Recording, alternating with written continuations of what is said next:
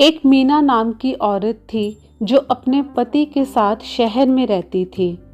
वहाँ उनका अपना घर था। मीना का एक बेटा था जिसका नाम था राहुल। रोज मीना सुबह उठकर नहा धोकर अपने बेटे और पति के लिए नाश्ता तैयार करती। बेटा और पति नहा धोकर नाश्ता करते और तैयार होकर बेटा अपने स्कूल और पति ऑफिस चला जाता। इसके बाद एक भिखारी गेट के बाहर खड़ा होकर बोलता, कुछ खाने को दे दे माई। भिखारी बार बार यही बात दोहराता रहता जब तक मीना रोटी ना दे देती। भिखारी की आवाज़ सुन मीना ने 2 रोटी लाई और उस भिखारी को दे दी। फिर भिखारी रोटी लेकर जाते जाते बोलता, जैसा भी बुरा भला दूसरों के साथ करोगे वैसा ही फल तुम तक लौट कर आएगा। इस तरह हर रोज होता। भिखारी आता, फिर मीना रोटी लेकर जाती और जाते जाते भिखारी वही 2 बातें बोलकर चला जाता। एक दिन पति और बेटा दोनों सोकर लेट उठते हैं। बेटा जल्दी जल्दी तैयार होकर बिना कुछ खाए बिना टिफिन लिए स्कूल चला जाता है। इधर पति भी जल्दी जल्दी में ऑफिस के लिए तैयार होने लगता है। पति को जब उसकी जुराबें नहीं मिलती तो पति जोर से मीना को चिल्लाकर बुलाता है कि कहाँ रख दी मेरी जुराब, मिल ही नहीं रही है। इधर मीना किचन से भागते हुए आती है और जुराब अलमारी में खोजती है। जुराब नहीं मिल रही होती तो पति मीना पर गुस्सा होने लगता है कि याद ही नहीं रहता तुम्हें, ना जाने कहाँ कहाँ चीज़ें रख देती हो।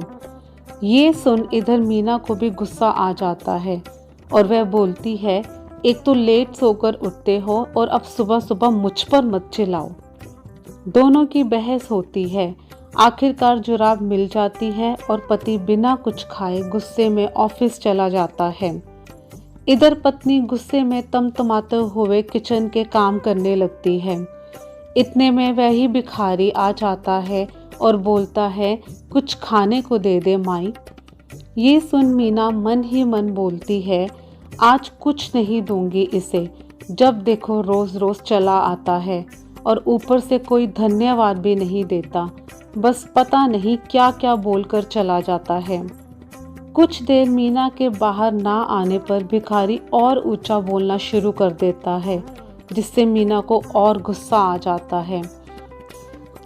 मीना के मन में आता है, क्यों ना इसे जहर मिलाकर रोटी दे दूं, रोज रोज का किस्सा ही खत्म कर देती हूँ। मीना रोटी में चूहे मारने वाली दवाई लगा देती है और जैसे ही भिखारी को देने जाती है वह वहीं रुक जाती है। उसको भिखारी पर रहम आ जाता है और सोचती है कि ये मैं क्या करने जा रही थी, ऐसे तो उस भिखारी की मौत हो जाती। मीना तुरंत भागते हुए वापस घर जाती है और दूसरी रोटी लाती है और उस भिखारी को दे देती है। इधर भिखारी हमेशा की तरह रोटी लेकर अपनी वही 2 बातें बोलता हुआ वहां से चला जाता है। मीना उस जहर वाली रोटी को चूल्हे पर रखकर आग लगा देती है।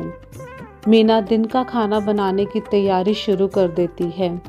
इतने में करीब 2 बज जाते हैं और उसका बेटा राहुल अभी तक घर नहीं पहुंचा होता।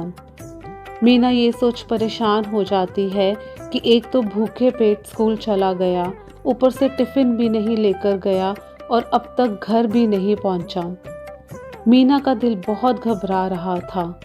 इतने में कोई दरवाजे पर दस्तक देता है। मीना जैसे ही दरवाज़ा खोलती है वह दंग रह जाती है। मीना देखती है कि उसका बेटा राहुल बहुत बुरी हालत में है। राहुल के कपड़े गंदे होते हैं और राहुल बहुत कमज़ोर दिख रहा था। मीना राहुल को पहले सोफे पर बिठाती है, पानी पिलाती है और फिर पूछती है कि बेटा तुम्हें ये क्या हुआ है। तब बेटा बोलता है, माँ मैं बहुत भूखा था, मैंने आज सारा दिन स्कूल में कुछ नहीं खाया। स्कूल से घर आते हुए रास्ते में मुझे चक्कर आ गया था। आज तो मैं मर ही गया होता माँ, अगर उस भिखारी ने मुझे वह रोटी खाने को ना दी होती। जब मैं वहाँ रास्ते में गिरा था तो वहाँ कोई नहीं था। कुछ देर बाद वो भिखारी वहाँ आया और उसने मुझे उठाया और कहने लगा, ये लो, ये रोटी तुम खा लो, इस समय मुझसे ज़्यादा तुम्हें इसकी ज़रूरत है। उसने अपनी रोटी मुझे खिलाई और पानी पिलाया, तब जाकर कुछ जान में जान आई माँ।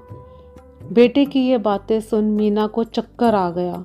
मीना खुद को किसी तरह संभालते हुए रोने लगी और बेटे को सीने से लगा लिया और फिर मन ही मन सोचने लगी कि आज मेरा बेटा उस भिखारी की वजह से ज़िंदा है, जिसे मैं आज वो जहर वाली रोटी देने जा रही थी।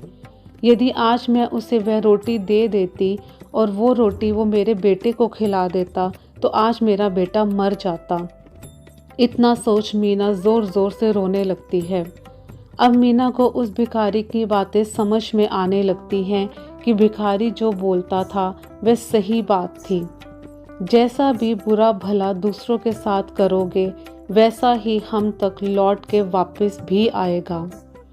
इंसान जो भी करता है, जैसा भी करता है, उसे एक ना एक दिन उसका फल मिलता ही मिलता है।